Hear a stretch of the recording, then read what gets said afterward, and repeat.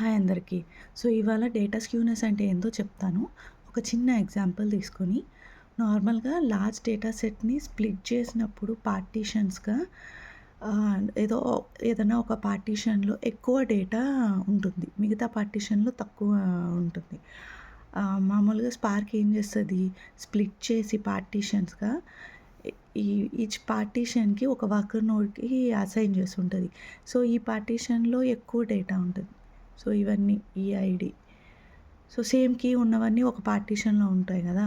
So, ఆ party ఇ ఇ ఇందులో ఎక్కువ డేటా ఉంటుంది. ఇది ప్రాసెస్ అవ్వడానికి టైం పడతది. మిగతా పార్టిషన్స్ త్వరగా ప్రాసెసింగ్ జరిగిపోతుంది.